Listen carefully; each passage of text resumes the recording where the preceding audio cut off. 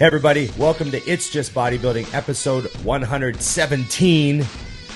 I'm Big Ron Partlow, and of course, Dusty Hanshaw, Scott McNally are with me, making sure things go smoothly.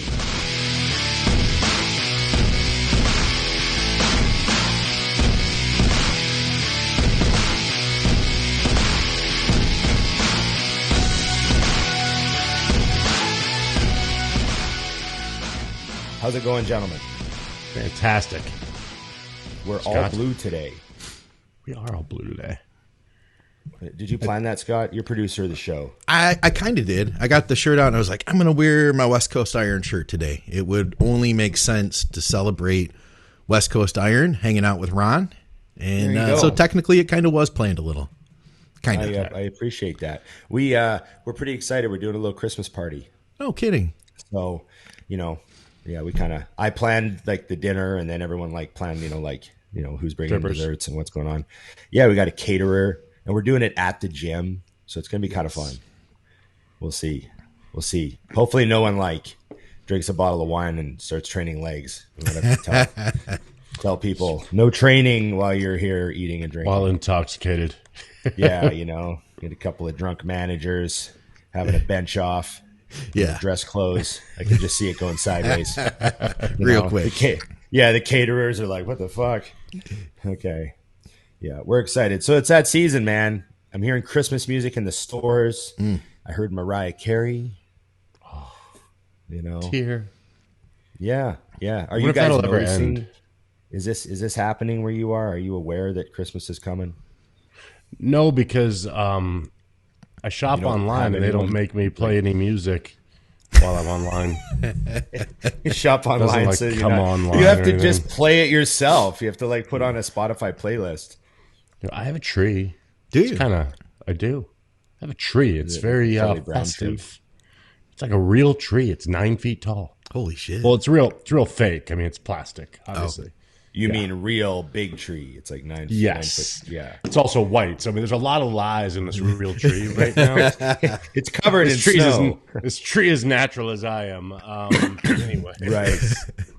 Kind of suiting for that household, I think, Dusty. I think the tree fits you two very well. Well, then, I perfectly have to get groomed.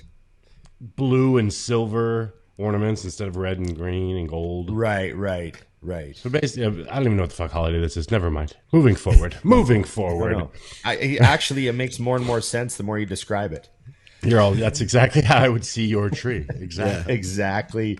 Does someone come in and dust it daily, with a duster, and go around the bottom? Yeah, exactly. The dogs with their dust body walks underneath there. Yes. Okay, I have to make Scott happy and say share, subscribe, comment, and ring the bell. I didn't have my sound effect handy. I know. Scott, ever since you got engaged, things have really fallen off. So that's the latest, of course. First thing on the list, congratulations to Scott. Thank you, sir. Victoria Felkar for being engaged. And, yes. Becoming dual citizens. Yeah, so what are you going to do? So we're thinking she'll come here, but she has to finish her PhD before she can really do that. So we're not in any rush to make that happen, but my house would be a good home base for us to work out of for the next 4 or 5 years. Everything's paid for. The house is paid for. Cars are paid for, everything. We could just bank money. You know what I mean? And I think I'd like to be able to do that for the next 5 years figure.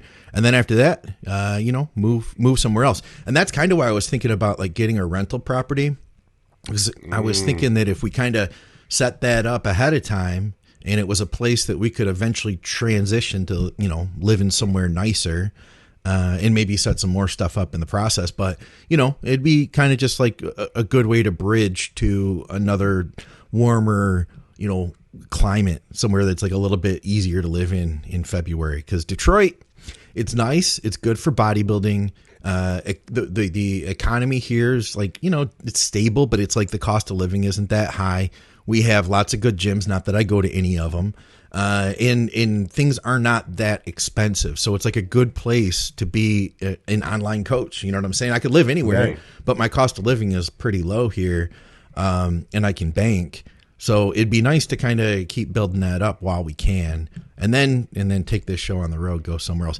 Dude, I'd love to live where you live, Ron, in Vancouver. I just could never see it, man, because the cost of living is so high there. But that's one of the coolest cities that I've ever been to. Yeah, it's awesome out here. But I mean, I don't want to live in Vancouver either. I have no desire to live downtown at all, ever. Right. I like living out where I live. I mean, I'm looking at a mountain right now. Yeah. Like I'm literally staring at it's like not even a mile from my house. So it's awesome out here. And it kind of has a small town feel where I live, even though it's like, like the little area I'm in is about 1 million people. And then there's another area that's about 1 million people. And then Greater Vancouver is like 4.5 million. Yeah. So the area I'm in is still like 1 million people, but it just doesn't feel like a big city. And I just don't want all the hustle and hassle. So I'm very happy where I am. Yeah, it's a good spot. Yeah. I like that area. Yeah, but cost of living, you're right. We're lucky we came here when we did, because if we were just showing up now, 6 years later, and looking to buy a condo, it's like, whoa, damn. You If I can ask something, you guys, when you guys were talking on one of the most recent episodes, I kind of got the drift, but I never knew. Did you move to Vancouver because of Mutant? Yeah. Okay. Yeah. Because I was sponsored with them. And then I had told my boss, Ryan, at the time, he's like the marketing director. I said, I think I might only have a couple more years of competing, like maybe one, maybe two. I'm not sure. My body was pretty hammered. And he goes, well, why don't you just move out here and we'll create a position for you. We'll put you in the marketing department. And then there's no pressure to compete. And whenever you're done, you're done. And then you're still involved with the company. And so that's why I moved out here. So yeah, it worked out really well. And then that year I got my pro card. You know what's weird, Scott? This is an interesting thing is, so Ron tried and tried and tried to get his pro card year after year after year. Mm-hmm. Then Mutant signs me, and then he gets his pro card. Oh yeah, it was like immediate, wasn't it? Coincidence? I think not. I'm seeing a lineup. They're like, wait a minute. If Dusty's got his pro card, Ron can definitely get his pro card. And that's how it happened. They were like, this is not even right. I do have something to show you guys. This is one of the advantages of being engaged to a Canadian. Ron, you know what this is. That's a thing you're talking about. Well, hold it up. Oh, and an IMO bar. Shit. Yes, this isn't. Yeah, well, you're holding it from the side. I thought it was like a gun magazine. I was like, it already has a bite taken out of it because I couldn't wait to get him around some guns a little more often. I was like, what? That might be a problem in Vancouver, right? There was like a color issue. It looked blue, it looked like it was made of metal when you held it up. So Dusty, but this is like delicious chocolate. Yeah, it's kind of like a brownie on the bottom. And then the next layer is like a custard icing. And then they put chocolate over the top. And then you put it in the fridge. And it's kind of like, it's hard. It's got like it's nice. These are good. Nice. See that? Yeah. We're learning. And the brownie part has like almonds in it, like chocolate coconut nuts usually, some coconut and some coconut. Yeah, so sometimes there's a bit of like almond and coconut in there. It's so delicious. Good. So good. 10 units per square of Humalog or Humaluron. Minimum. Well, that's what they were designed for. They're standardized blocks of carbohydrate delivery for insulin usage. Makes sense. You got yeah, it's exactly right. So, that's the kind of thing that I have clients that will do. They'll be like, "Oh, I felt my blood sugar crashed," and I'm like, "Oh," and they're like, "Yeah, so I ate 72 of those bars that Scott put up on the internet," and I'm like, "Yes, one lifesaver would have done it." One. Yeah, I explained to people that like diabetics carry like 1 gram or 2 gram candies. Mm-hmm. For when they need to adjust their blood sugar, they take like a couple of grams of sugar. Yeah, I used to just buy the glucose tabs. Remember the little? Oh yeah, they look like Tums. Yeah, I never used those. How much sugar was in each one? I want to say like a gram. I thought it was. Oh, maybe you're right. Maybe I just ate 5 of them. It's like nothing. It's like, but the thing is it literally. I used to take 2 just by default. There was no science behind it. Of course, it's me, and I was fine. So yeah, but yeah, I always laughed. I was like, I had blood sugar problem, and they tell me what they ate, and I'm like, well, yeah. Then you had another one. Yeah, then you had another one. Then when you passed out and fell asleep 45 minutes later, that's another blood sugar issue. One time that's the one where you died. I didn't have those with me once, and I started going hypo intra-workout, and thankfully I was able to go across the street to Detroit Donut, which donuts also bring you back if you go hypo. Just FYI, that's a pro tip for the day. Yeah, shocker. Not to mention, if you fell out, there's a bunch of cops in there. Yeah. Perfect. I see what you did there. Well played, sir. Well played. Yes. So, hey, I was going to just say this, see if you guys get it. Justice for Jussie. Dusty got it. It's amazing. Yes. Justice for Jussie. Jussie Smollett. It's a Dave Chappelle joke. Yeah, that French actor. Yeah, the Jussie Smollett case. Dave Chappelle made a great joke about it on a special about a year ago. It was amazing. And then the trial finally finished this week, and he's guilty, and it's hilarious. And I knew Dusty would get that one. So now the city of Chicago is suing him for $130K because they want their money back on his made up bullshit. Yeah. Did you hear about that, Scott? I don't know. No, I don't know anything about it. You have some YouTubing to do. And yeah. It's going to be quite amazing. Okay. Yes. Yeah.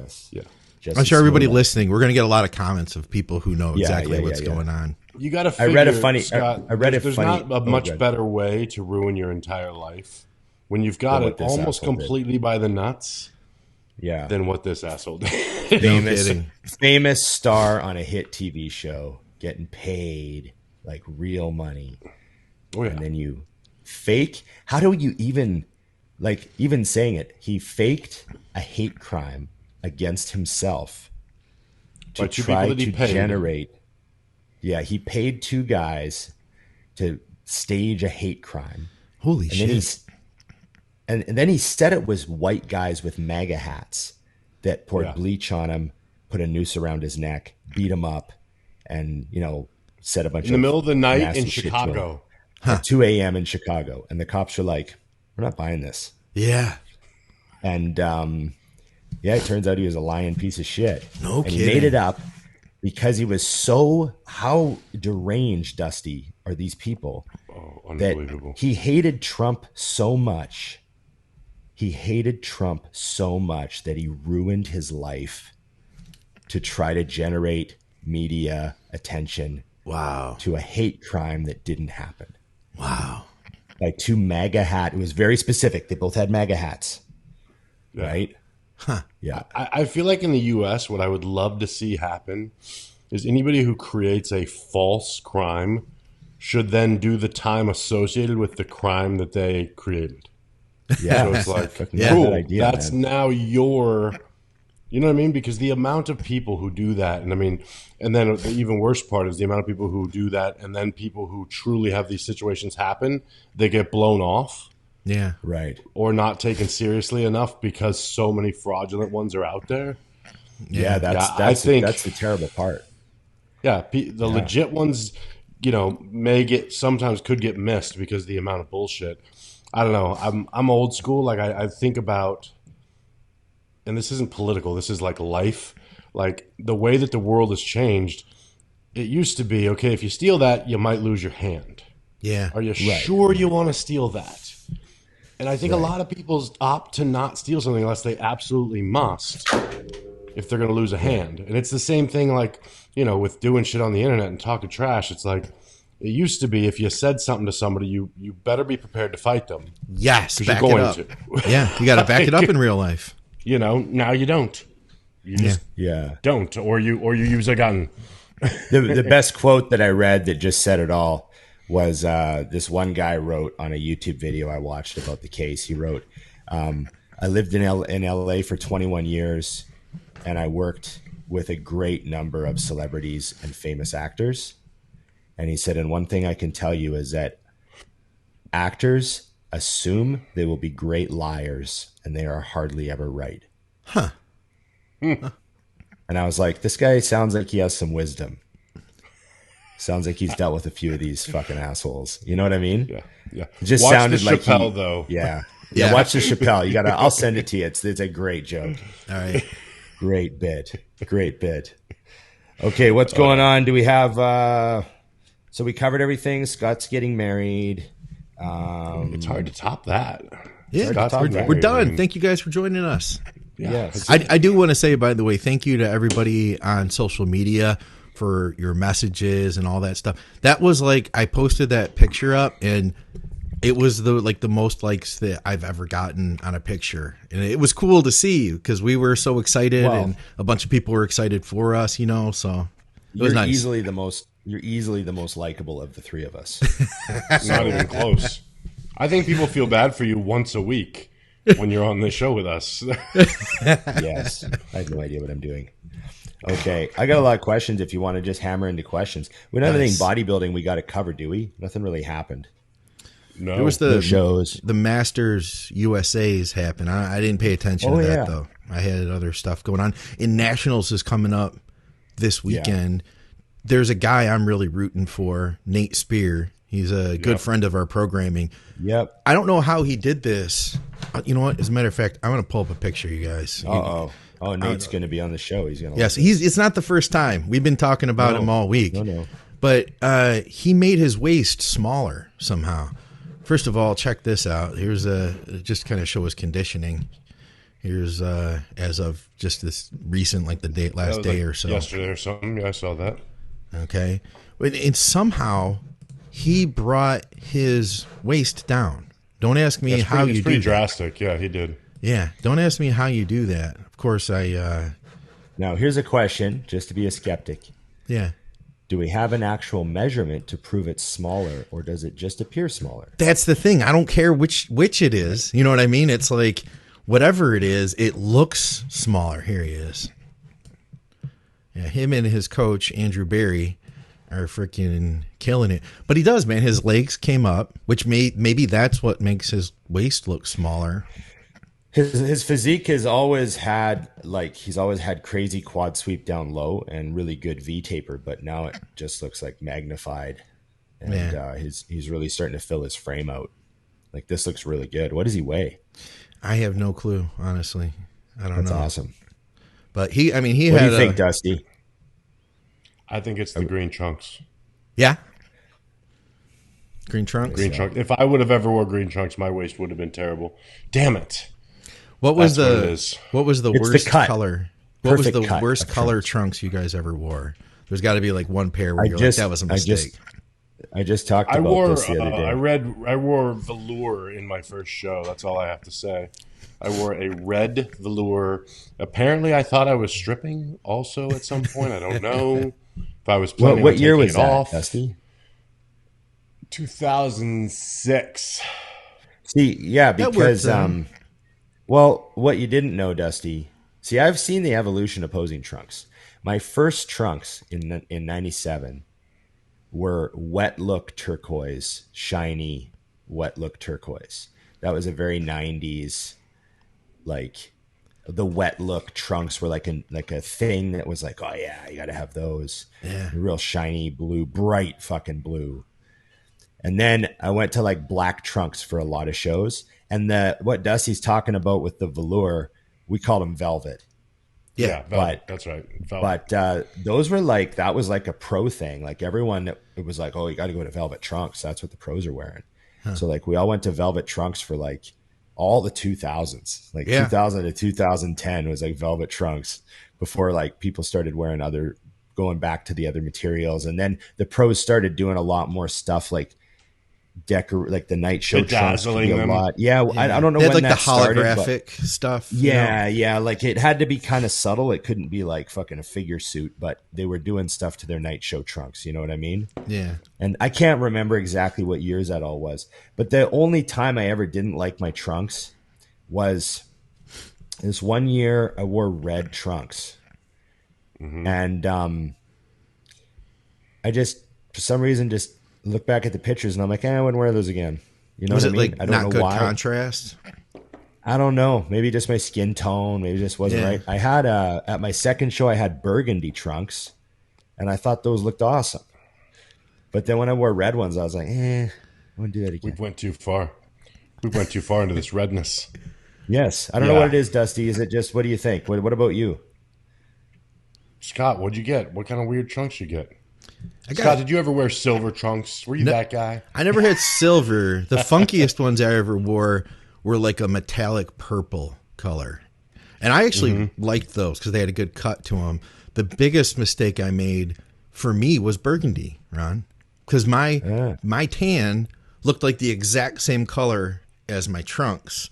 So I basically looked naked. You were naked. Yep. I tell that to people all the time when I see them wear something. I'm like, no one stopped you from doing this? Between that or you have the one guy that's like, I'm going to go with white. I'm like, you're going to wear white trunks.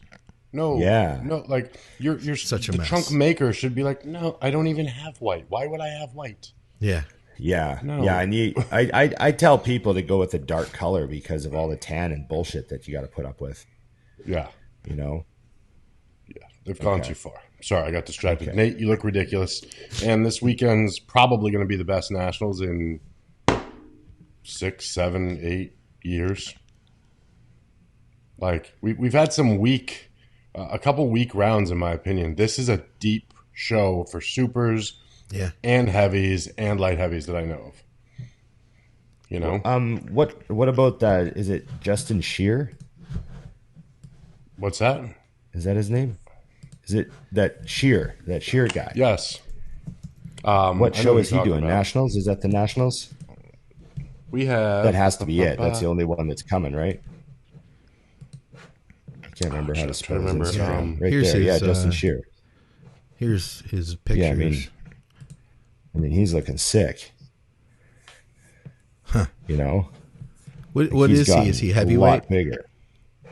I don't know what he weighs. What he is a pro. Yeah, I just don't know what show he's doing. He's doing the show. I think he's a heavy, but I could be wrong. Might be a super, but I think he's a heavy. I think he's a heavyweight. Jordan Janowitz is doing it too. He looks nuts. Dude, yeah. Jordan, I knew Jordan from the time he was a kid. I worked for 7-Up, and he worked at one of the grocery stores that I came to. And he was like a skinny kid, legit. And then he did like the Natural Michigan and won the whole thing. Put him up. Put him up. Yeah, let me see here. Hold on a second. I'll find his. And then he won the whole thing. And then from there, he just blew up. Like, I was much bigger than him when I met him. And when he took off, man, he just took off. He's got just old school, heavy ass slag muscle. Yeah. Chris Fine's another one that looks really good. This is, I believe, his first nationals. Getting ballsy, open up your whole screen like that, buddy. I would never do that. Never would I do that. Yeah, he's got, that guy looks great. The one thing he had really been working on was his back. With the hams and shit. Yeah. The back is the thing I know he had been working on bringing up. These guys are in great condition.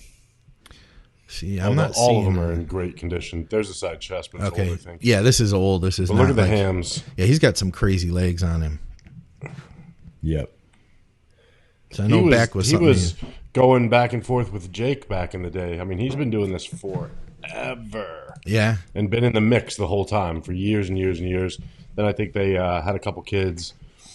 And now he's back. And apparently better than ever. Yeah. Yeah, he's looking good.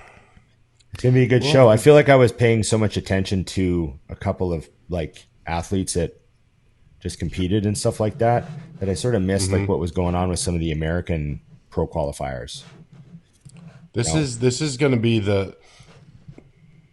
there are, assuming they all continue to compete, there are 15 guys competing this weekend that will be pros for sure. Right. Do you see that? Here's a question. Do you think bodybuilding is run through a cycle and maybe it's going to have we talked about how the numbers were down in the big classes, and weren't a lot of supers around and that sort of thing. But do you think it's gonna swing back and we're gonna see like a big fucking pump era again, or what? I hope so, because here's what I know we are seeing, and not across the board, obviously, but training hard as fuck is becoming popular again. So guys are back to wanting to train nasty. You're seeing crazy shit get done, and not by 3 guys, by a lot of people. So right, it's becoming standard.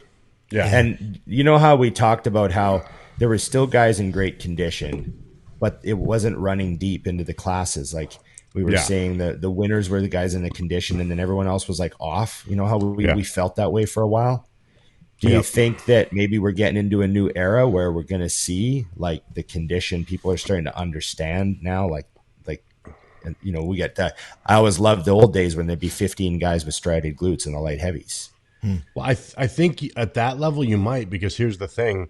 And I'm just guessing, but when you looked for the last few years, you'd see like say supers, you'd see 2 really good supers, and then everyone else about the same. So they became the exception, not the rule. Whereas you watch this class, you're going to see 5 or 6 or 7. I mean, it could be more. I don't know who else is doing the show. These are just the ones we know of.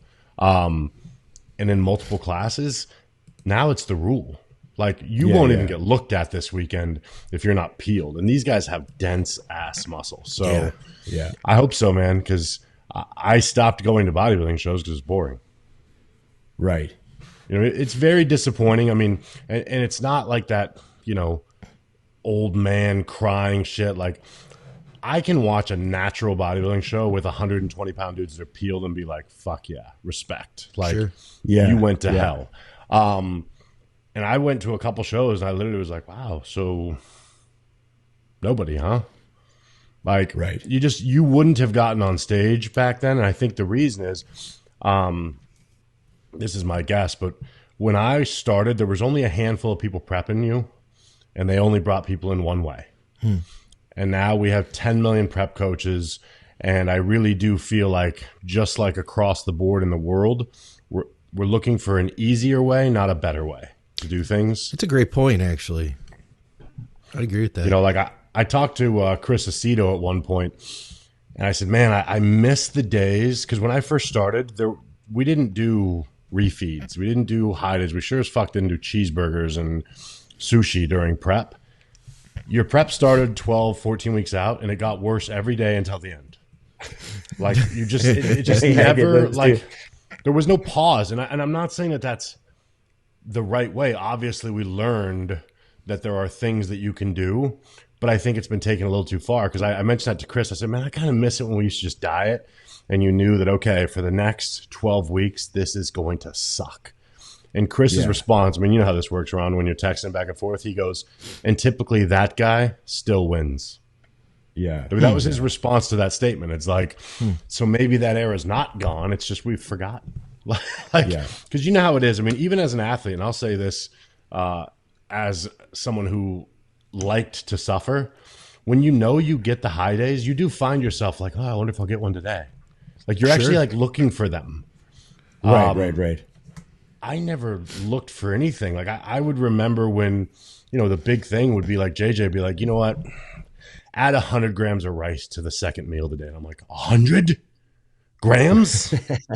Holy shit. I would eat each grain with a chopstick. I was just saying how, like I was explaining to a client the other day how people, like I remember using refeeds when I did my first diet, but it was when my buddy would tell me to have one. And I think I did 2 days where I had some extra food out of it was like a 14-week diet, my first show. And I had like 2 days where he gave me a bunch of carbs. And on one of those days I had a cheat meal. So I had one cheat meal in 15 weeks, Mm-hmm. And that seemed like a lot. I was like, oh, I had a couple of high carb days this diet. So I really was able to keep myself together. Right. And now it's like, you hear people, it's like just, they're just having them all the time, whether they lost weight or not. Well, you know who So ruined it's it kind of- for bodybuilding is It's in there somewhere. people like me, because it was content. So you're like, oh, thank God I have something else to say besides I'm walking and doing cardio and training. So I would always post every single meal I ate on the high day.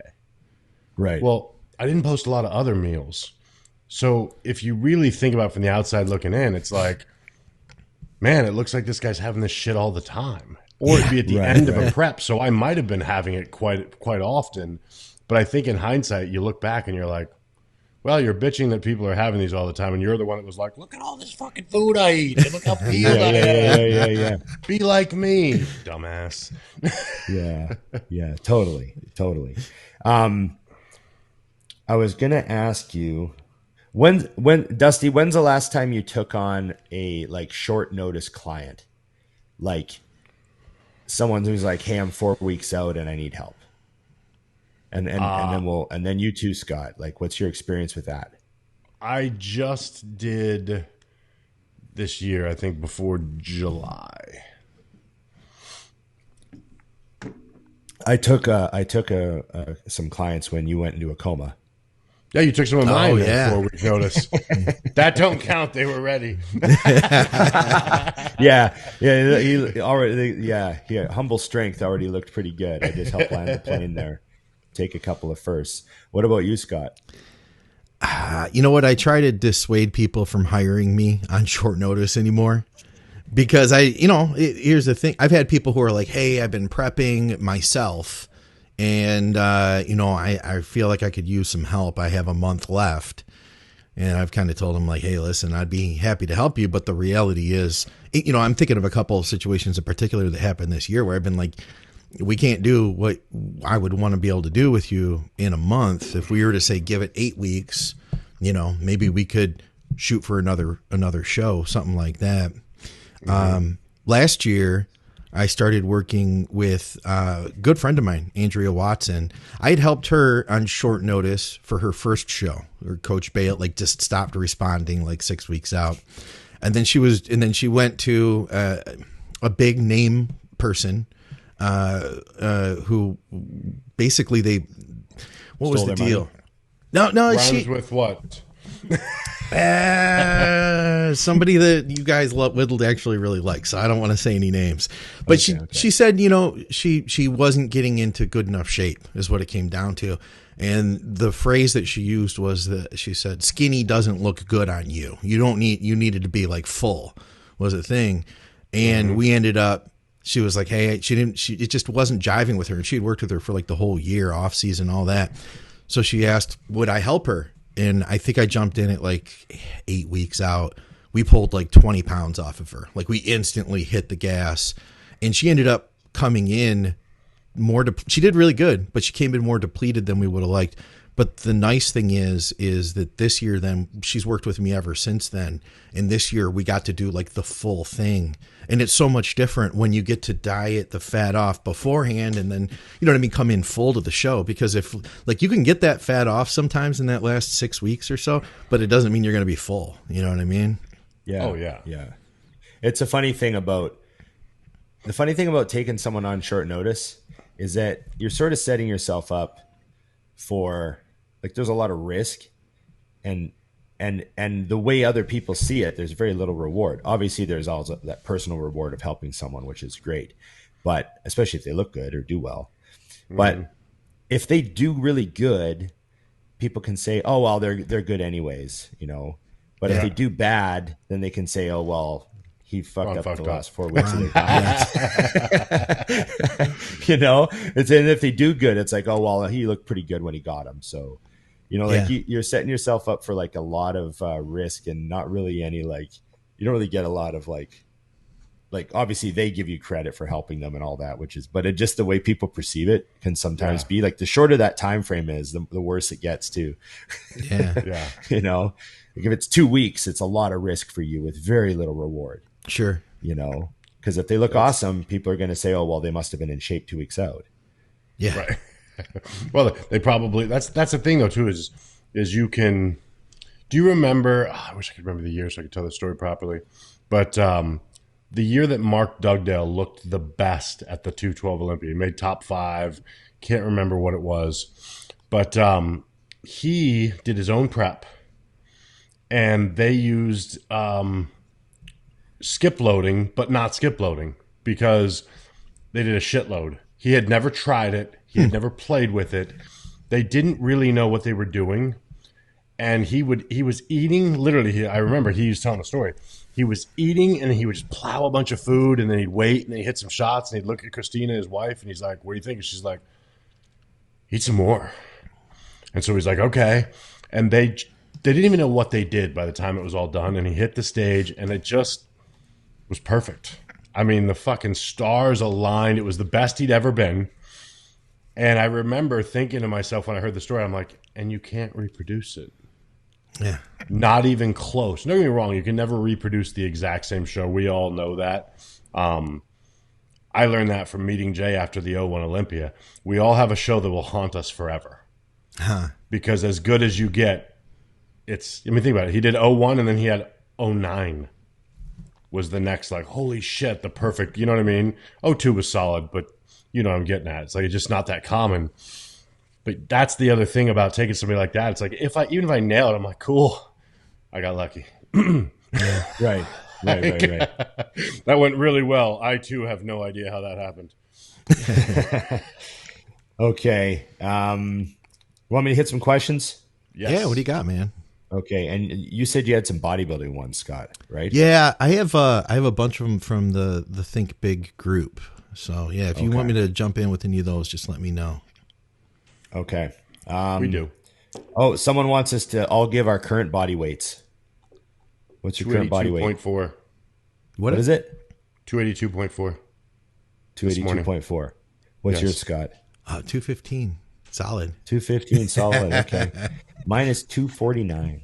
No kidding. You under did 250? Holy shit. So I didn't tell you guys, I was 245 last Tuesday. When I got home from the Toronto show. Yeah. I hadn't eaten very much that weekend, right? And I didn't really train. You know, I trained once out of 4 days. And so I got home and I weighed myself the following morning after I had a good sleep. And it was like 245. And I was like, holy fuck. Yeah. I was 244 when I won the 99 Albertas. I beat that in June. You're weak. 1 pound. Oh, yeah. There you go, Dusty. Okay. Someone wants to know if there's any potential. Oh, it's Eric. Hey, Eric.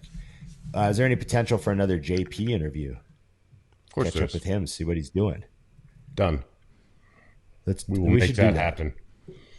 We should do that. I want to hear how things are going for him. Yeah. Okay. In what case do you use Nolvadex over an aromatase inhibitor like Arimidex or Aromacin? For any individual or for myself? Because for myself, I don't. Just saying, what application would you say it could be useful? And why don't you ever use it? Why don't you feel you need it at all? I don't use any AIs unless I'm absolutely trying to dry out. I have naturally low estradiol. So like I can be blasting in the off season and I don't take anything. I've never had any gyno issues or anything. And if I take it, I notice the opposite. I'll see my body like tighten up. The strength will dip, sex drive will disappear. Like that's on like 1/8x every couple days. So yeah, right. I don't even have them in my house. No kidding. Okay. Yeah. Interesting. What about you, Scott? When would I use Nolvadex? Maybe with versus an AI. I would say kind of like trick question. I'd use Nolvadex with a female for that harder, drier look, in figure, say, for instance, not in bikini. But that's the only application I'd really have. Or if somebody were to get gyno, that'd be right. The only other time that I'd be like, hey, we should throw some Nolvadex in. Maybe part of a post-cycle therapy, but for like estrogen controlled on cycle, it would not be a thought. So I've always just used Nolvadex. I've always just ever told people Nolvadex is for gyno. Yeah. Like it's the most direct way to block because it's that blocker. It actually, you know, technically it's a weak estrogen, and it plugs the keyhole and like bungs it up and makes the keyhole like useless. So then when the real good estrogen floats by, it can't get in there. It's got a bunged keyhole. Yeah, it's got a bunged up keyhole, right? Sorry, I wanted to say that so bad. No one likes that. So, you know, there's guys out there. It must be super frustrating, Scott. I'm sure you know them. Like, they're only using a little bit of stuff, and they just seem to get gyno. Like, they just, you know what I mean? Those guys that just can't seem to take any tests. They just fucking get some gyno. And sometimes Nolvadex can really help those dudes. Other times they can't take anything that aromatizes. Like, there's people out there that are just so crazy sensitive. They have to use like all fucking DHTs, you know, or non-aromatizing androgens or whatever you got to take. But yeah. And then also females, I find that when a female throws a bit of Nolvadex in, like, you know, close to a show, that just, I know we call it drying out, right? But I wonder how much of it is also like helping to kind of get rid of fat in certain areas too. I don't know. You know what I mean? I think it is definitely. I mean, is it all drying out? I don't know. It looks great. Whatever's happening, whatever happens is a positive visual improvement. But you know, we aren't actually doing a laboratory like test of how much is water and how much is like extra fat being liberated. Yeah, because of we're like saying is it looks better. Yeah, estrogen dependent fat storage and all that stuff. Yeah, it's like when someone says the tie-in, they're like, "It's actually not a thing." I'm like, it is to us. Yeah. Right. It's an area. Yeah. It's a visual thing. Stop it. Yeah. Yeah. And I also keep reminding people to use as little estrogen control as you can possibly get away with, because like I had a guy come to me a few weeks out from his show, and he just felt like absolute fucking garbage and he wanted help. And I said, send me your drugs and send me your diet. The first thing I saw was he was doing one Arimidex every single day. Or it might have been two. He might have been doing two Arimidex every single day. And I was like, stop taking it. Like, you're only on a couple hundred milligrams a test. Yikes. You know, so just stop taking it, or whatever I said. And within like a week, he messaged me. He's like, holy fuck. He's like, I feel like I just took off a 50-pound backpack, and all of a sudden, like, everything is just different. Yeah. So it's something to consider. People don't realize what they're doing. I used to crush estrogen years back. Like it was like, we all did. Yeah. It would be at the end, you know, you would up the Arimidex. And then if you really wanted to go crazy, you felt like, hey, maybe I got a little estrogen left. And you'd start taking a couple of Electro a week too, on top of that. Just go to zero. 2 or 3 Arimidex a day was not crazy. Last couple of weeks of a prep. Yeah. No. Yeah, you're right. It was like a heavy finish with those, because we expected to feel like garbage anyway. So it was like 6 weeks out to be Arimidex every single day. And then I remember, like, I had a couple coaches that would throw Nolvadex in anyways, and they're like, it dries people out. Just take it. It dries people out. And I actually have done that with a few guys. Yeah, like I one guy said to me, he goes, hey, I got a handful of Nolvadex at home. And I was like, take one a day for the last 10 days. And he fucking dried out. Yeah. It definitely like did something. I was like, well, less diuretics. So, okay. Next question. Oh, here's one for you. Is there any TV show or movie that you would be very happy if they did a remake? Ooh, that's tough. We bitch about the remakes ruining it, but is there anything you'd love to see a remake or a reboot? There is actually a remake that is allegedly done that isn't out yet that I actually want to see, and I was strongly against, which is Top Gun. Huh?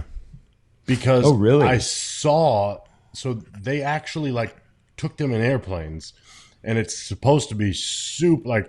They even had like all the cast actually go through flight, or like not flying the planes, but in the planes and getting used to that feeling and all that shit. I watched like a 30 or hour documentary on that movie coming out, and I think it was started right around COVID, so I don't know what's happening. But Tom Cruise was in it. Are you talking, because I know they did, I know they made Top Gun 2 and they just haven't put it out yet. Yeah, that's what I'm talking about. But that's the closest I would call it to it's not a remake, but I mean, right. It's a 30-year sequel. Yeah, it's crazy. Yeah, that is a big spread, eh? But it literally, like, because I remember when I first heard it, I immediately like balked. I'm like, no, do not touch. Do not touch Top Gun. Goose is gone. It's it. Right. But then I watched that thing and I'm like, ah, shit, I want to see this. Okay. And now I know what happened. Ron, get to the bottom of this. Call your people. I feel like people should talk to Ron since he knows all this shit. I feel like that too. I will say this. If you go on YouTube and you look up Top Gun 2 and you watch the trailer. Yeah. Oh, yeah. Looks good. Goosebumps. See? Oh, yeah.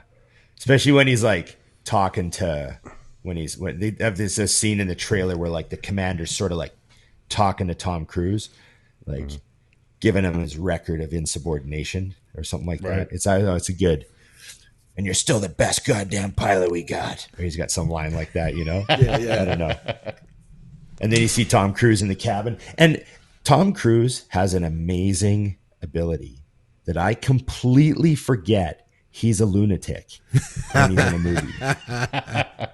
Like when I see Tom Cruise in the cockpit and he's like, you know, the bogey flies right overhead and he like turns and he looks and he's like, holy fuck, you know? And he's like, I think there's Tom Cruise in the fighter jet. Yeah. Fucking yeah. You know, I don't think there's that lunatic Scientologist fucking weirdo that like is fucking like, I don't think any of that. He's a great actor. I love his movies. Hard to beat. Yeah. So I'm excited. All realistic movies too. All of them. Maybe we need Days of Thunder 2. Oh my God. Cole Trickle. He always goes wide. Hey? Maybe, what is he? Is he like the guy that comes in to like give advice to the new young racer? Is that the, you know, the angle? Yeah. Do they put a little extra gray in Tom's hair for this one? You know, they might have to. You know, they might have to. Okay. That was a great movie, though. Damn. Favorite moment in the movie American Pie? I don't know why that's so specific. I figured that was up Dusty's alley. Yeah. Well, I mean, I think it's definitely hard to beat the shock of the one time at band camp I stuck a flute up my pussy. That was a tough one to. That's a great line. That's a memorable moment. Think about it, like with our parents or our parents. They're like, "Oh yeah, remember in Gone with the Wind when this was said?" And we're like, "Hey, remember in American Pie, flute in the pussy, Casablanca?" Yeah, here's looking at you, kid, or whatever he said. Yeah. Stifler's mom. I mean, come on now. Yeah. The actual dick in the pie scene too. I mean. And then shit break. He's always got to drive home to take a shit. Like, who doesn't relate to that guy? Who does not relate to this guy? I think because that was the that movie was out when I was in that age group. Like, I think I was 16 when that was out. No way. Yes. It's phenomenal. Maybe. I feel like it was. I think I was in high school still. What year was that? Quick. What year was that? Was it 90? It was a 90s movie, right? It would have been 99. I bet it's end of the millennia. It was a good way to close out the century. 99. 99, yeah. Graduated in 99, see? There you go, motherfucker. So you're like 17. Mm-hmm. Okay. Hey, what's going on, guys? I'm going to take a brief moment to shout out our sponsors. I'll make it quick, but this stuff's super important because it's our sponsors that help to make this show possible. If it wasn't for them, we wouldn't be here. And if it wasn't for you shopping with our sponsors, we wouldn't be here either. You can support our programming by shopping with TrueNutrition.com. They're our title sponsor. They've supported us for a number of years. They have awesome health and performance supplements.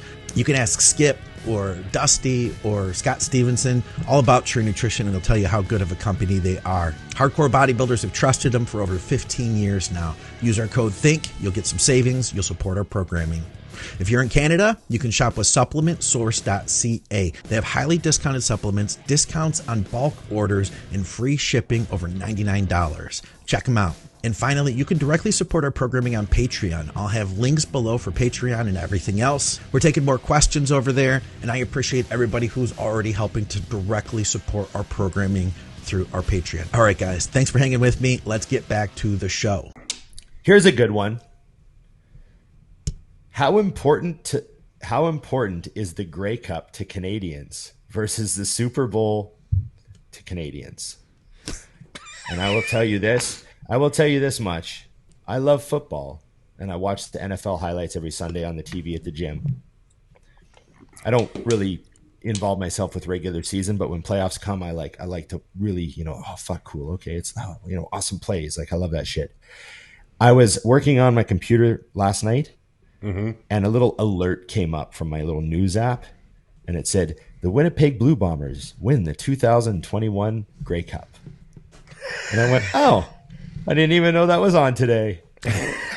I didn't even know they were still playing. Oh my God. That's how much awesome. I pay attention to CFL now, but that's just nowadays. I thought that was going to be an alert that said that Tom Brady got his 700th career touchdown in a one-drive overtime win. I knew that, and I saw that ball boy hustle for that fucking ball, too. Oh, yeah. Did you see that? Oh, yeah. That ball's worth some money. I wonder what he did with that one. Fucking right under here. That's where that one went. That one's going to be up on eBay. He has got every record there is. He's got some records where I think he beat himself in a record last night for number of touchdowns against a specific team during his career. Well, he's like Ed Cohn, where like he can say, "Oh, I had 118 world records," because he would literally beat his own world record 5 times in one meet. Huh? Yeah. So he would like do a squat, and they'd go, "Oh, it's a new world record," and then he'd come back and do another squat. Oh, it's another world record. So he could say, "I got 2 today in squats." Right? Yeah, they were both mine that I beat, but I did. So Tom Brady's like, "There's a record. Next touchdown." Stupid now. Oh, there you are. You're back. There you go. You know what I mean? Yeah, that was fantastic. I've actually started watching football 2 days in a row every week. Really? I sit at the dogs like it better if I work on the couch, so I literally have it on and I'm working and watching. So set this up for me, because you don't post pictures about your actual working. Are you feet up, laptop on your lap, typing away with the NFL on the big screen? Yes, and I've got the mouse on the ground on the seat next to me to get around a little bit, and then Donna's to the left. You're mousing it. You're a mouse man. Yeah, I don't like this. I still have my wireless. Nice. I don't like that thing. I don't need that shit in my life. It's no good. Yeah. Apple gave me this mouse, and I'm going to take care of it. Yeah. I understand that. Sam, these are the little things, right? The things you wonder, Dusty. Yeah, there's going to be people that are like, "Is he a mouse man?" They're shocked. Okay. What about you, Scott? Your work environment is like it's like a production studio. So you're not like, you don't go lounge on the couch. I'm here. Work, do you? I'm here. Here's the thing is that, so I'm a mouse guy as well. In fact, I got 2 of them, Dusty. I got 2 of them. He got just I got outmoused guns. And more than one. I got 2 of these guys as well. Yeah, you gotta have the guns are here too. We'll leave those off the screen. I get real ADD. So if I have too much going on, I'll lose my focus. So if I'm here in my little cave, I'm plugged in. But with Victoria being here now, and so it's a 3-bedroom home. We have like one little guest room set up, and then the other room we turned into her office. So that's her space. I'm in the basement. All this down here is me in my studio, and then the gym outside of this. So it's like I'm sequestered down here. But I want to like spend more time doing like the Dusty thing, where I sit on the couch, have something playing in the background, dogs are hanging out. But I have a hard time with that, because then I'm like, wait, what was I reading? And I gotta go over it a few times. So I'm better off like just staying right here. Right, locked in. Yeah. Does the gym ever call you though? Occasionally. I would have a hard time with that. Like the gym's like, "Hey, your calves suck. Come here." I'm just saying that's what happened to me. I know that maybe that's how your calves got so good. Maybe the gym was telling you they sucked for a few years. I've wondered, man. What if I just did like a set of pull downs every time I walked out of here to like go get a coffee or go to the bathroom or something, let the dog out. Just, set of 10 to failure. You know what's funny? All right, this is a good topic, actually. This is a good topic for real. Because you know how people tell you don't overtrain, right? Yeah. When I first started with JJ Marsh, every single workout, we would do 60 pull-ups to start. Yeah, okay. 3 sets of 20 every single day. Then we would either do calves or abs every other time. And every single workout, we would do body weight walking lunges, 3 sets of 80 steps. And then we would start. Wow. Every single time. That's like a Kai Green warm-up right there. Yeah, I mean, it's like an hour to get started. But what's funny is I didn't have a back. And then I started to develop a back. And then obviously after that, Dante took over and took it to the next level. But I mean, same thing in high school. Like I wanted bigger arms. So I started training them. Like every time I went in the gym, I would do some biceps. And don't get me wrong. I understand I'm about to confuse a lot of young guys.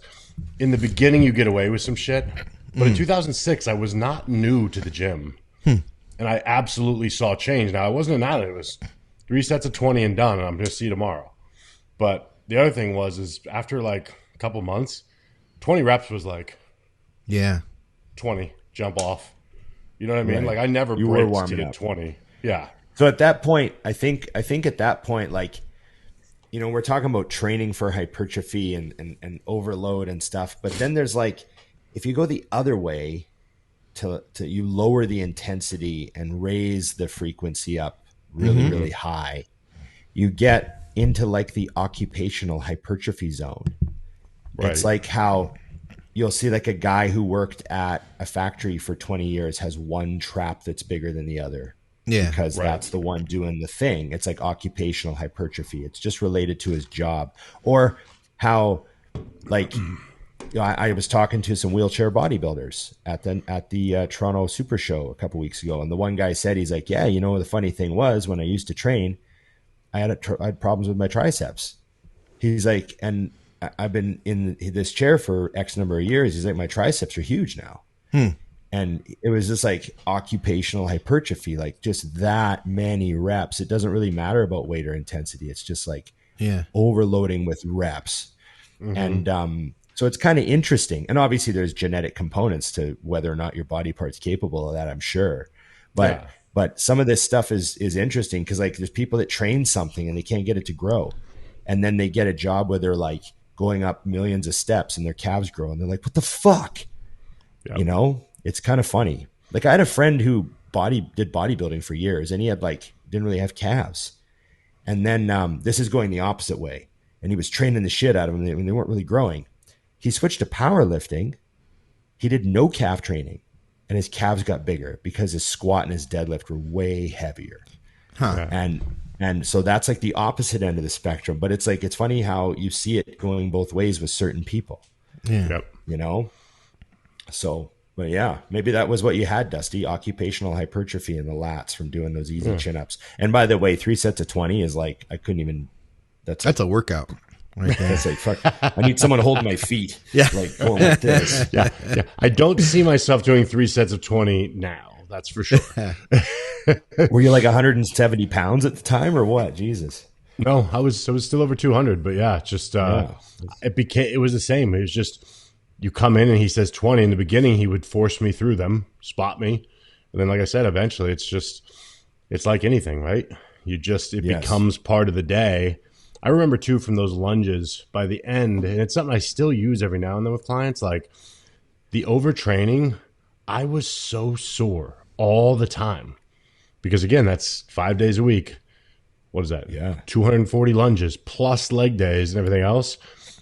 But man, I was peeled. I mean, the muscle did look different, and I swear, and this is where I love to argue against myself sometimes because it's like I can't deny that did something.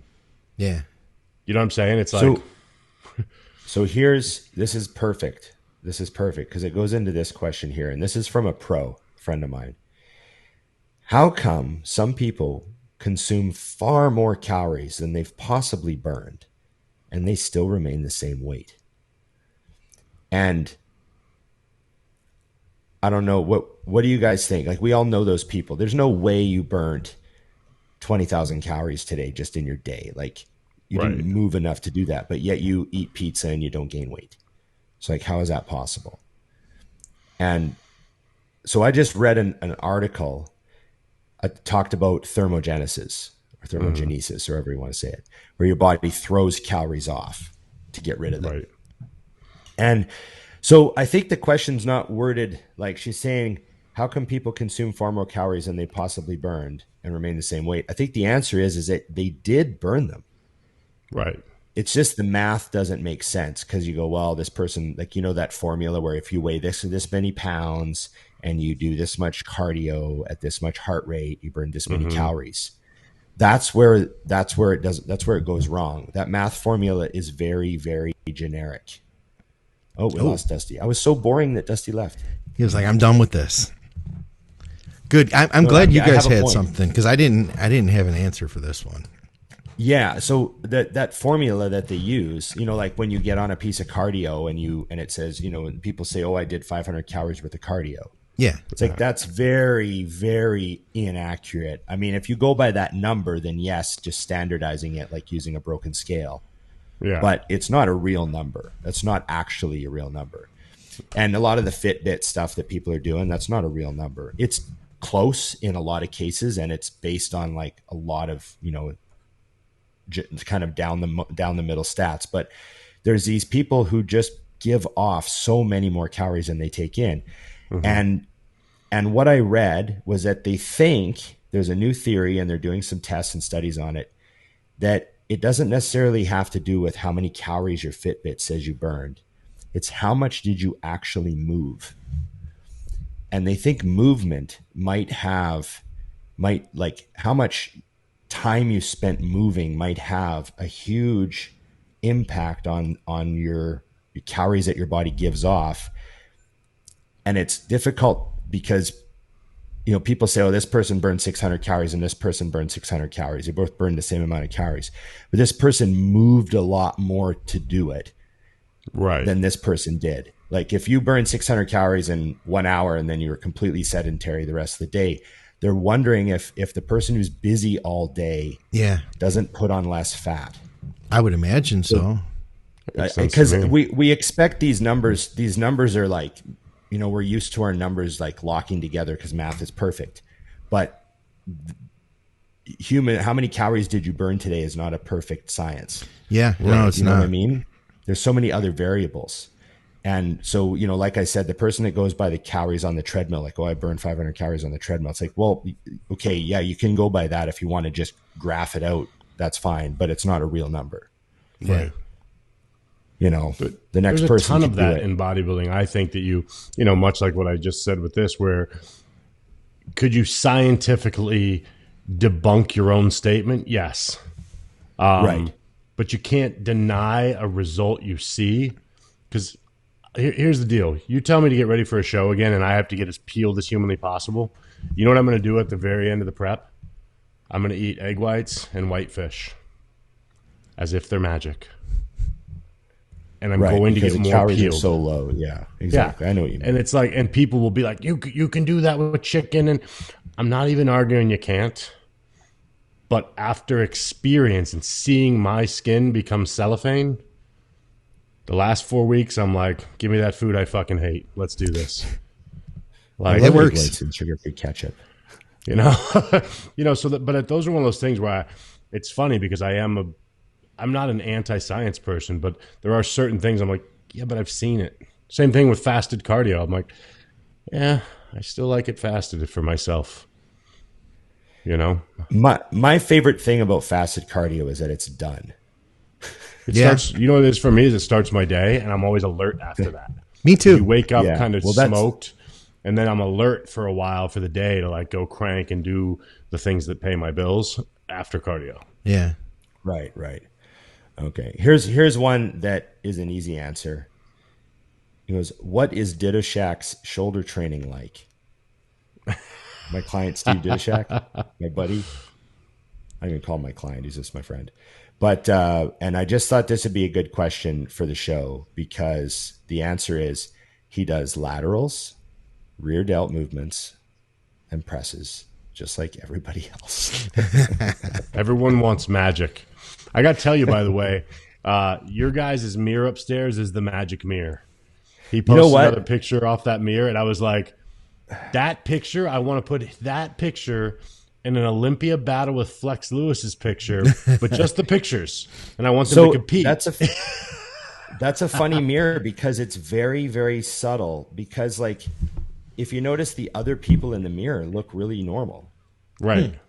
So it's just enough mirror that if you're already crazy, it like just because all it does is gives him like 8 more inches of width on muscle that's really there.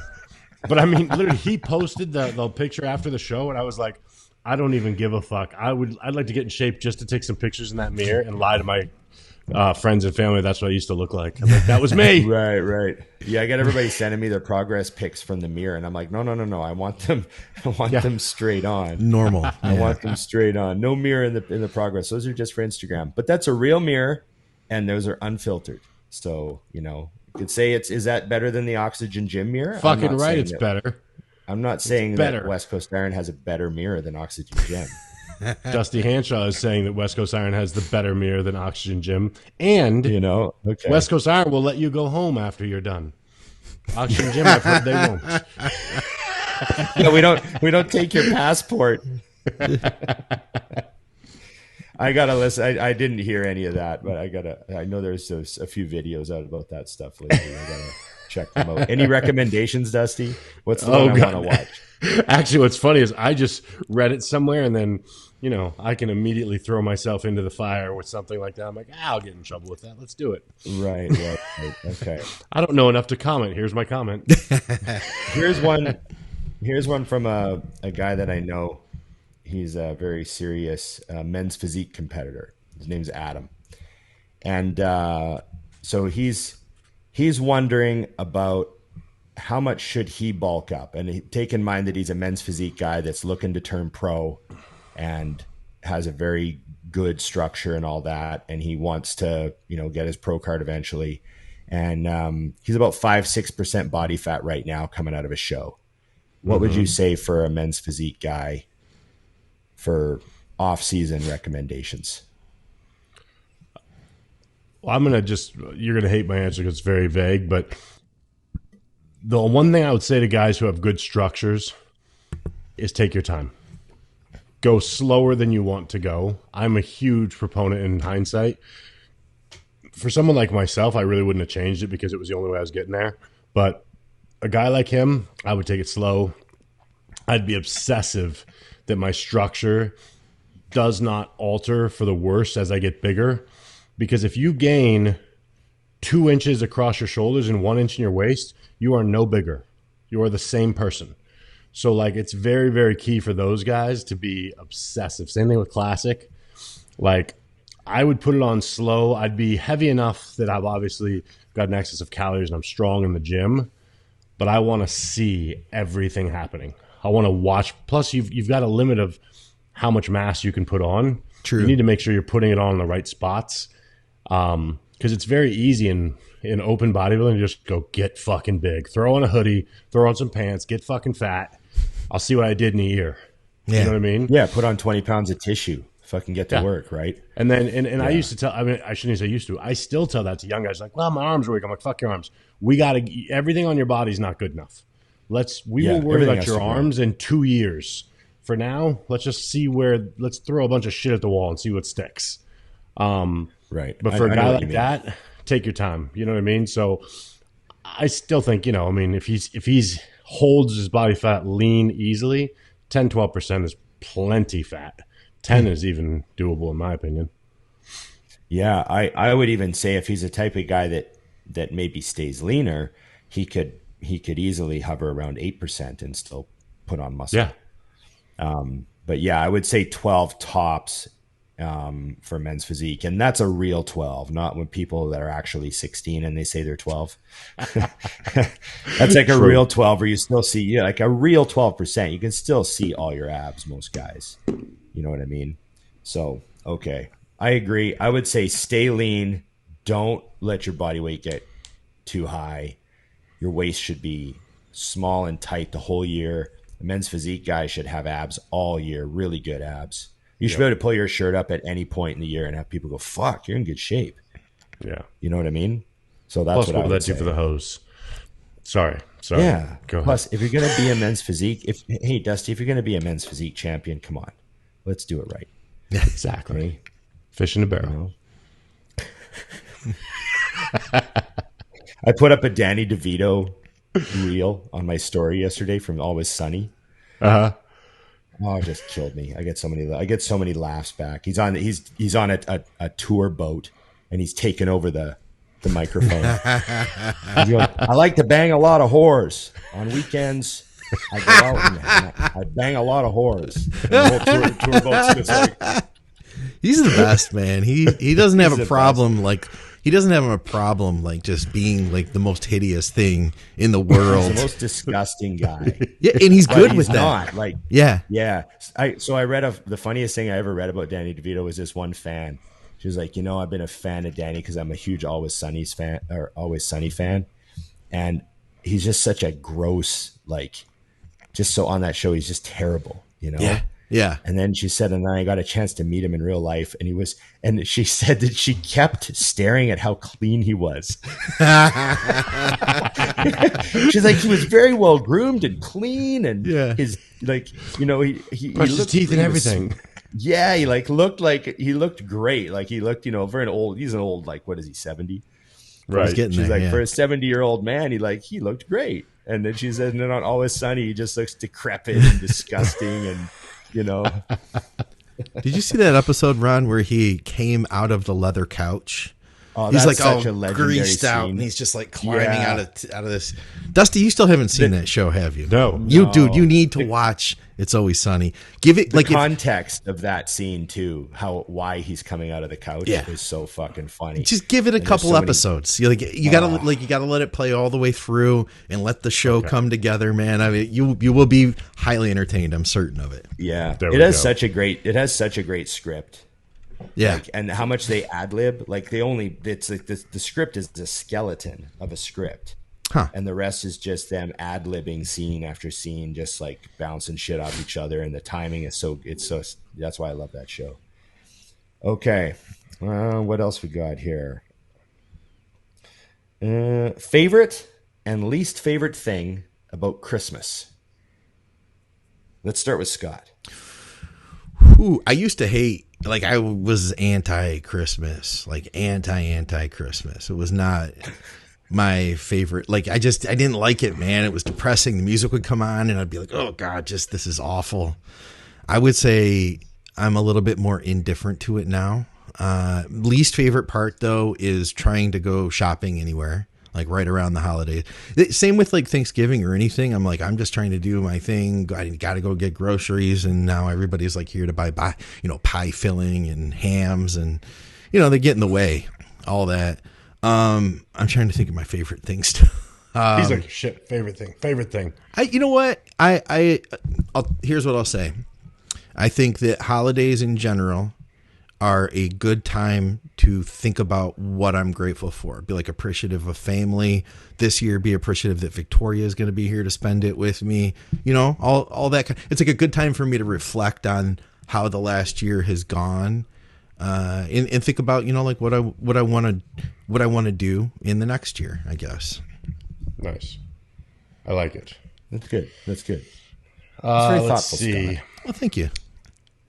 So, least favorite thing, I don't really like the commercial side of Christmas. I don't do the religious side either. Anyways, but the commercial side, if I was going to buy you do watch the football. I'll buy you something just because. So it becomes very difficult, honestly, like around holidays, because I'm like, for friends and stuff, we kiboshed that years ago, but I prefer to just be like, so what do you want? And I'll get it. I just don't, you know what I mean? I don't have like a great thought for something really, really good. And when I was broke, it was actually fun because you'd like, I got $50. How am I going to make this happen? And I used to pull off some shit I was pretty proud of.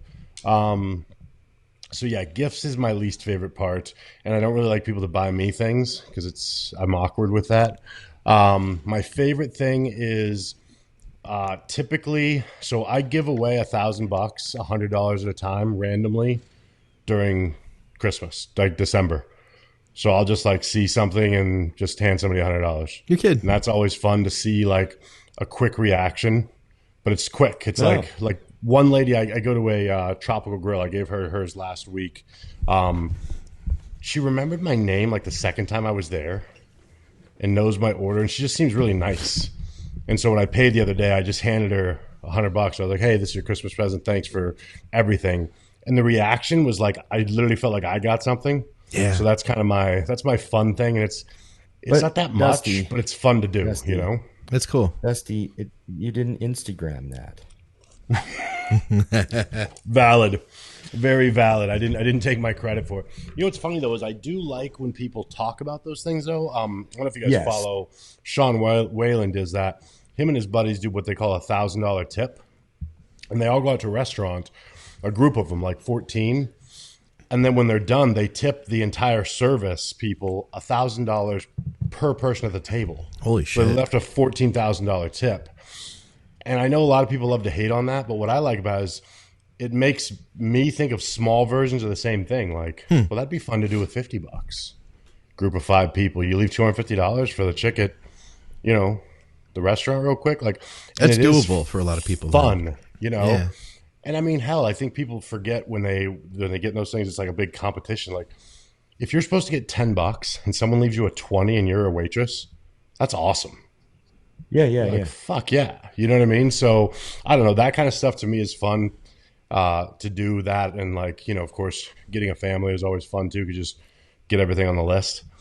I feel like that's the difference is I've always had. So that's why the gift part isn't that exciting for me, but someone else, it's cool. Right. What about you? Okay.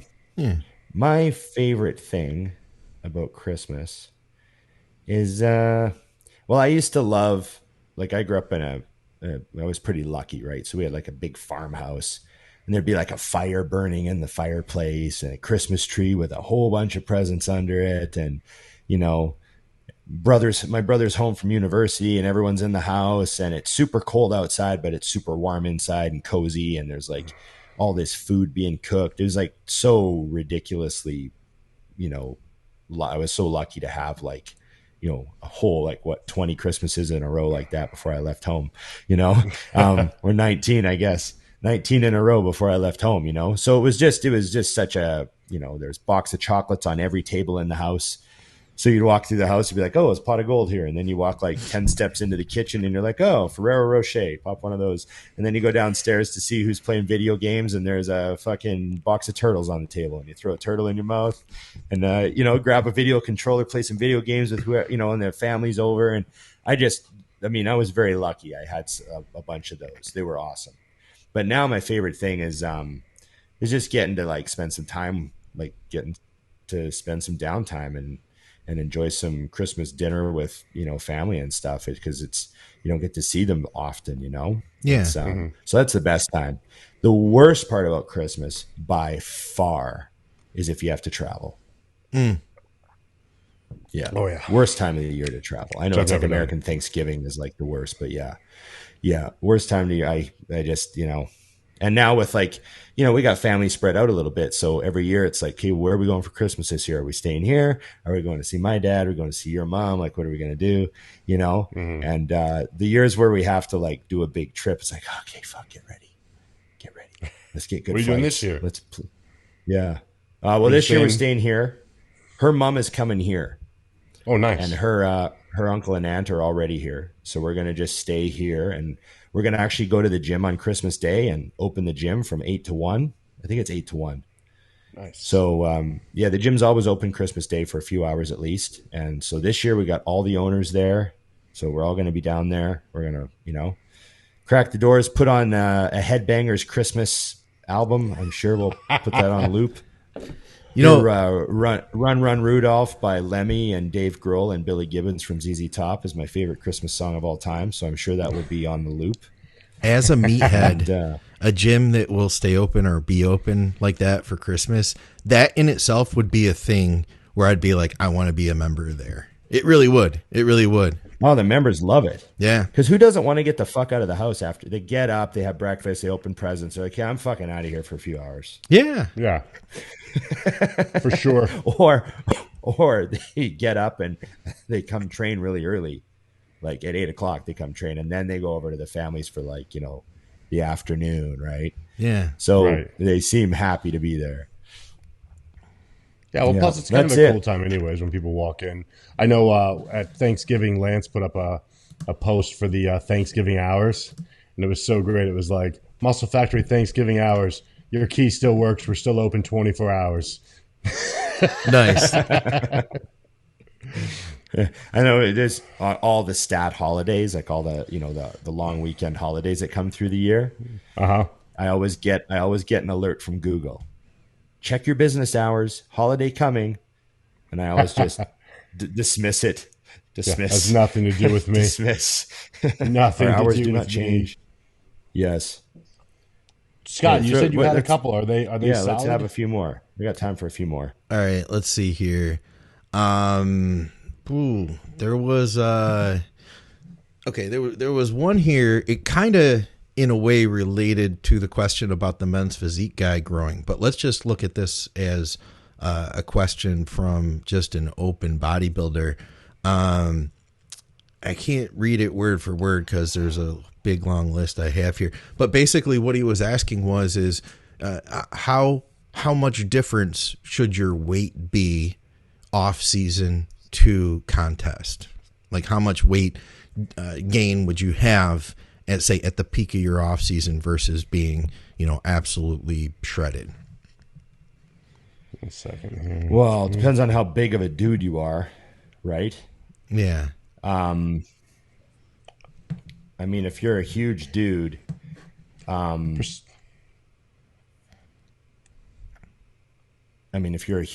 you could do up to 50 pounds. I argue in percentages. It's the easiest way. Because if you were 330 and you were up, and that's 20% above your contest weight of 270, that's not terrible. You know what I mean? It's 60 pounds. You're big. But the reason I like the percentages is because you'll see guys that compete at 180 and they're like, I'm 240. And you're like, yeah, it's a little heavy. Also like there's that little bit of a difference. Like, yeah, you're right. Percentage matters because if they're 60 pounds up, but 20 pounds of it is water, then that's really only 40 pounds. You know what I mean? Yeah. Yeah. Well, I think I told you that the first time I did, and I'm going to use the word on purpose, the first time I bulked, I got to over 260. And when I was 208, I was still not in shape. That's how fucking fat I was. Like, it was just, in my head, it was just weight. I stepped on the scale every day. I wanted that bastard going up. And, I realized in hindsight, I was like, wow, I was just fat. And I mean, there was nothing left by the time I was actually in shape. I was sub 200 pounds and spent a whole year walking at 260 for nothing. And fortunately didn't get a bunch of stretch marks or extra skin or anything. So, yeah, I think you got to watch. I am a believer, and I know, Ron, you are too. When you're younger, I think, and I like to say a young person, not even young to bodybuilding, eat. I do think that coaching even has gotten in the way where everyone is so exact and we're making sure that we're, okay, now how many grams of rice am I supposed to have and all this? Like, I had a guy last night, he's struggling to eat, and I'm like, do you like peanut butter and jelly? He's like, yeah. I'm like, can you eat a couple of those every day? Yeah. He's like, how much peanut butter? I'm like, how much do you like? Right. What kind of jelly? I would do grape. It's the best. Yeah. Grape's the best for gains for sure.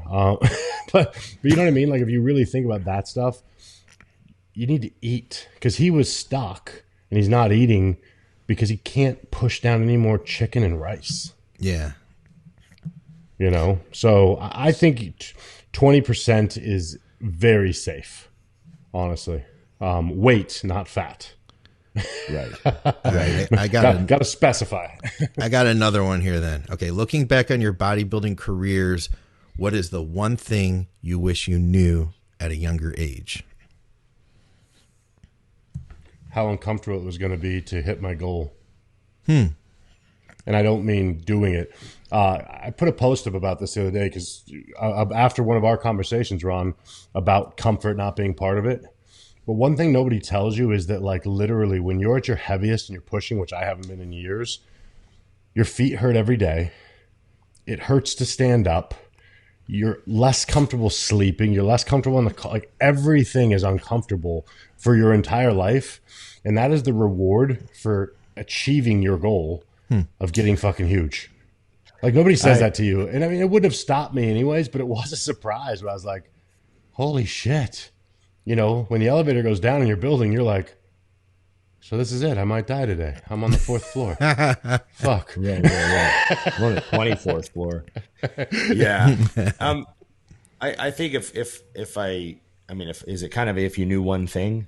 Like if you could know one thing, is that kind of it? Yeah, kind of like the things you know now, something that you learned, you know, over time that you just that could have had known. I wasn't doing. Yeah, there were certain movement patterns that I did that were really hard on my body. But yeah. I didn't know it at the time because it felt great at the time. Right. Like I'm pretty convinced that the reason I can't press with a straight bar at all anymore is because I spent so much time pressing with my elbows out a lot for chest. Because that was back then we were like, oh, well, that's more pec dominant. Right. Which is technically true. Like it puts the pec in a more loaded position, but you're also putting the shoulder in a really bad position. So it like wears out, you know, or how I did like underhand barbell rows, but with a straight bar, which is such a rough situation for where the forearm and humerus meet and the wrist and all the torsion on your wrists. And now I can't do those anymore without pain. And I think obviously I just wore out that joint pattern, you know?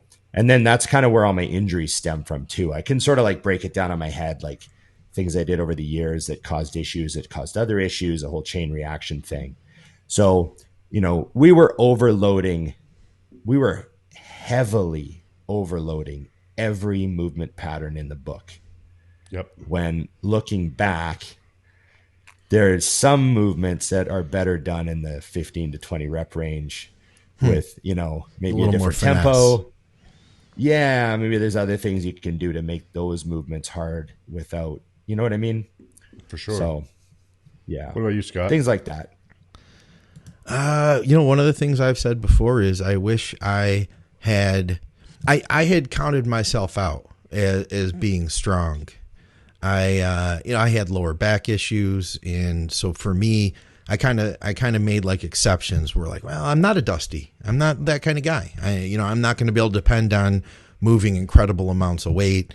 And I really fell in love with like mountain dog training and how I put my workouts together, getting more like time under tension, stuff like that.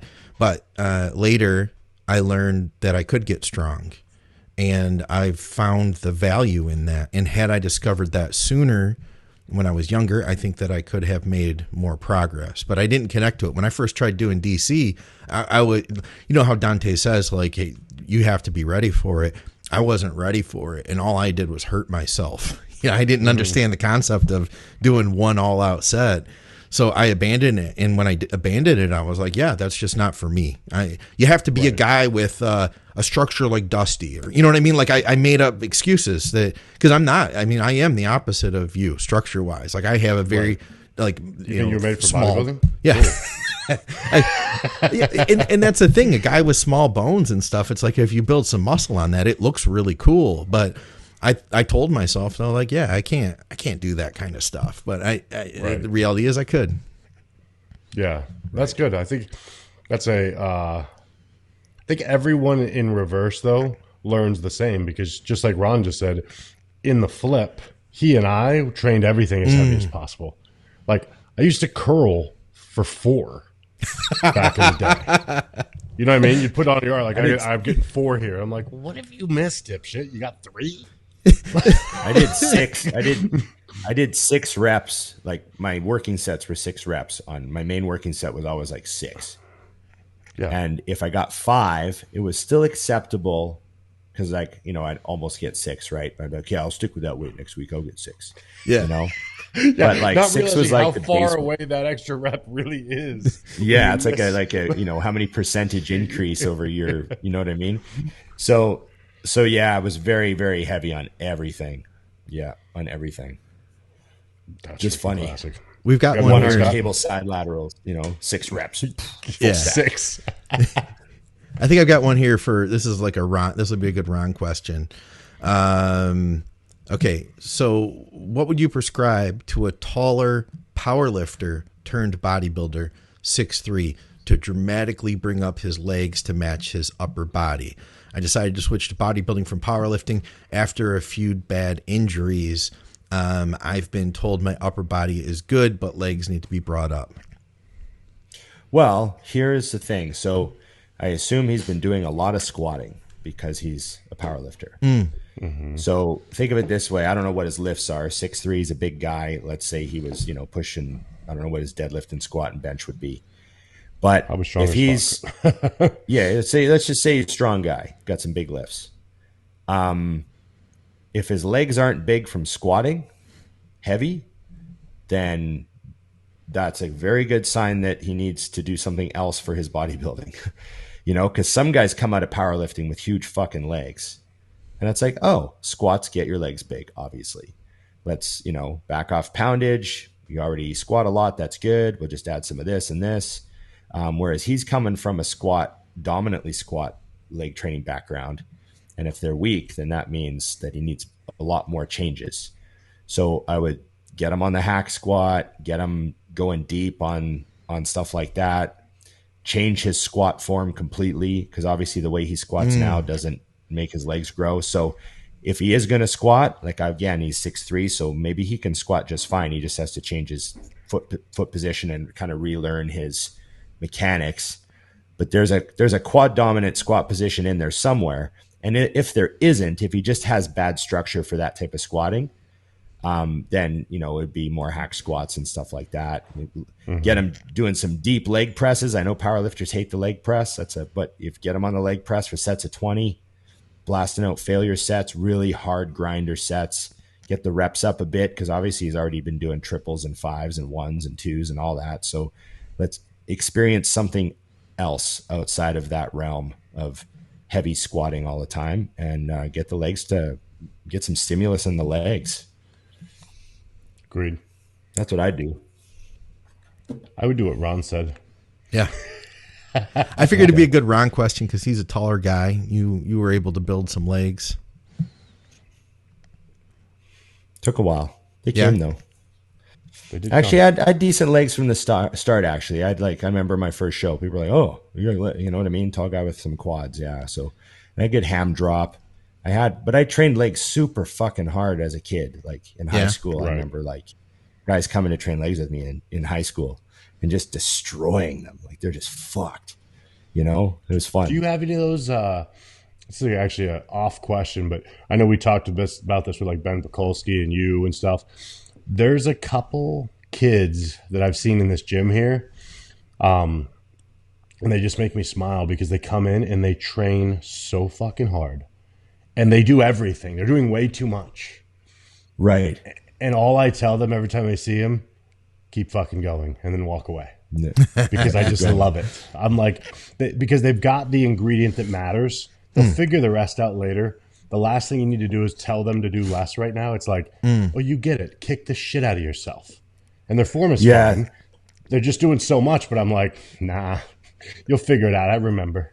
Like, I love seeing that. You've got to see that in your gym sometimes and just smile when you see some younger guys. I sort of did the same thing. It up. I sort of did the same thing. This one guy asked me some questions the other day. He's like, hey, you know, I'm really trying to improve my body parts, and he's telling me how many sets he does. His volume is like crazy. Like he's training back for 2 hours and stuff. Yes. But he's just so hyped to be in there. He's training like an animal.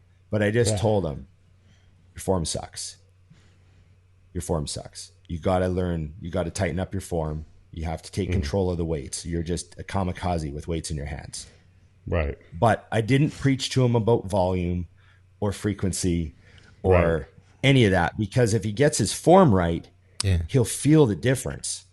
And that'll trash the fuck out of him. Yeah. And his volume will naturally come down like over time, because he won't be able to fucking, like, if he's actually trashing his quads with his reps, then his sets get so much harder and worse and demanding, and it just evolves from there. So I just said, you got to tighten up your form, man. You go too heavy and you drop too fast. Like, his reps are like bang, bang, you know. It's always impressive me when they do that. Yeah, because I was like, just take control of the weights. Yeah. Because the way they train, some of these guys, they're literally not controlling the weights on any of the descent. Yeah. So even though they're training to failure, the set's actually way easier. Right.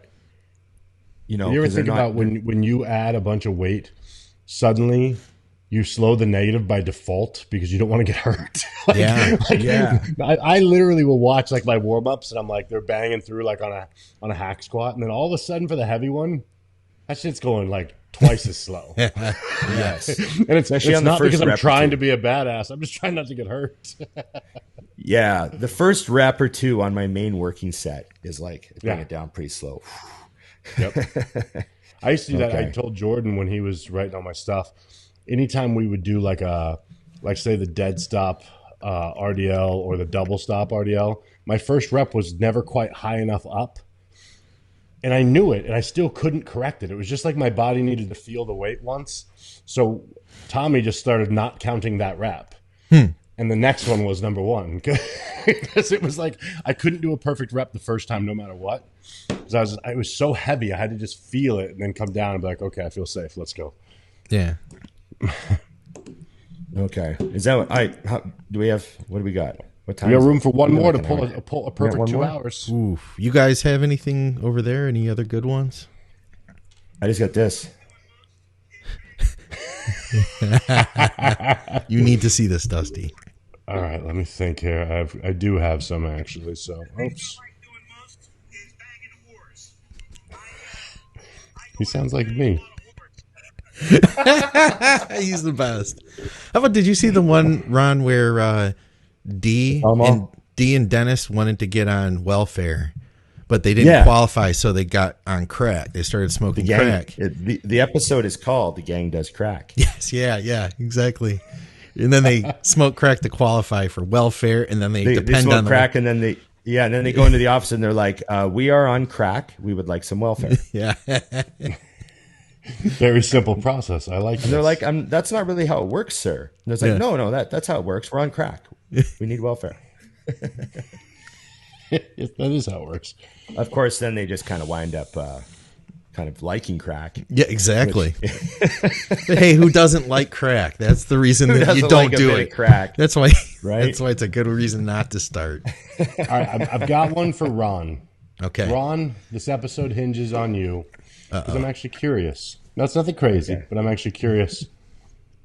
What is your favorite grunge band? Ooh. Oh, well, Nirvana. Thank you. Yeah, they're the kings. And they're just the best. Like, I love their music. And it was funny, I got back into them recently because they announced like the 30th anniversary of Nevermind. And I was like, fuck yeah. So I just kind of listened to some, I really like live music, right? And they have some good live records that really capture their their sound well. It's funny, there was a legendary story in Edmonton in the bar scene. I guess in like 1990, Nirvana played at one of like the little rock bars by where I worked, but they weren't, they only had the one album and they weren't famous yet. Yeah. And I guess they were and Dave Grohl wasn't in the band yet. He wasn't drumming yet. They had the other drummer. And I guess they were so terrible that the manager didn't want to pay them. Huh. Like, they just were fucking terrible. So it's funny, like those young bands getting their start, you hear stories about them like that. But then, you see Live at the Paramount. If you go on Spotify, you can download Live at the Paramount or Live at Reading. Those two famous concerts that they did are both on Spotify. And the sound is just fantastic. And yeah, I'd say Nirvana. They changed the game. There's a bunch of great bands that people don't think of too, when they think of that era. Yeah. You know, but Nirvana definitely, they're like the Metallica of that era. You know, Metallica's like the king metal band, you know, that like forged the whole genre. And that was kind of, I guess, Nirvana's role in that whole alternative music scene. I have a VHS tape of it was called 1991, The Year Punk Broke.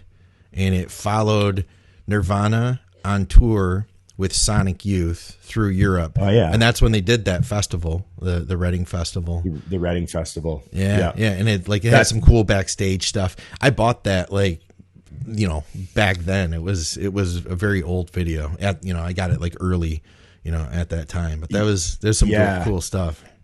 Dave Grohl tells some incredible stories about that tour because they made he joined the band. He gets the call, do you want to be in Nirvana? And they were nobodies. They had the one album, so he knew about them because of their label, and they were kind of like known in that little sub pop label group. And he's like, oh, go fucking try out for this band. They're really good, you know? Gets the job, joins the band. They instantly go into the studio and record Nevermind, and then they go on tour. So Dave Grohl is 19. He has almost no money. He was in a band called Scream, so he's been on tour before, and he knows the deal. And they're literally in a little shitty van in Europe. Yeah. And every week, like think of it, 91, or there's no like internet or nothing, right? They're literally got to phone someone. Yeah, like so they're like calling home. Yeah. And the record people are going, yeah, so we got your album released now, and they're playing these little clubs, right? Little clubs, town to town. And then they're like, yeah, your album's on the chart. And then, oh my, your album's #1. And they're like calling home from payphones. And they're like, we're going to send you some money. And then they like, you know, they're into the tour a certain way. And all of a sudden the record company's like, here's a bus. You're on a bus now. And they're like on a bus and they're like touring and they're calling home every night. And they're like, yeah, we're sending you guys all checks for $100,000. Wow. We're getting your first, like, here's another check. And then they're like, oh, here's another check. Oh, fuck, your album. We got the, you know, the video is #1. This is #1. You guys are the biggest band in the world, and they're on tour in Europe the whole time. And the shows are just getting bigger and bigger and bigger. And they get the call. They're like, yeah, the show tonight that holds 1,000 people. Yeah, we moved it. It's now a 5,000 person show and it's sold out. Wow. And they're like, oh, fuck. So they show up that night and they're like, holy shit, 5,000 people. And then like, you know, a couple months later, it's 25,000 people in the stadium at every fucking stop. And it just like it's just such a crazy story when you hear Dave talk about that tour. That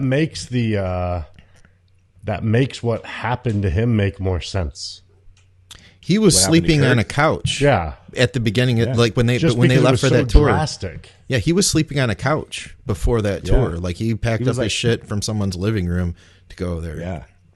Yeah, he's living with a friend. You know what I mean? Like, could you imagine the shock of trying to take that in when that's your personality? Yeah. Like, that's not what he got into it for.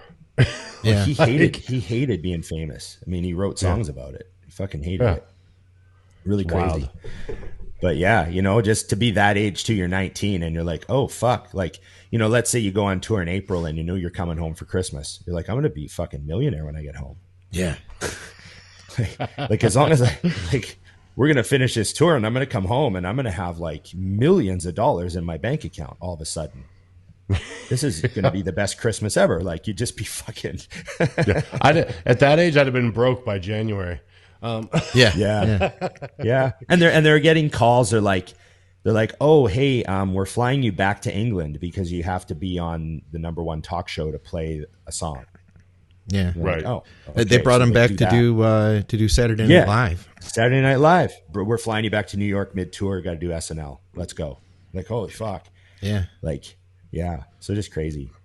That's wild. Ron, thanks for closing out strong. That was good. That was a good call, Dusty. You did a good job there. Okay. Remember, everybody, like, share, subscribe, comment. Ring the bell. There you go. Dusty's our drummer. Yes. That's what he is. Oh. I went across to the cymbal. Bing. Yeah, you went across. A hi-hat. You're doing the hi-hat. Okay. Yeah, I was late. Thanks, everybody. I'm almost done Squid Games. I got 2 episodes left. I'll give you the review when I'm done. And we'll talk later, guys. Remember, it's just bodybuilding.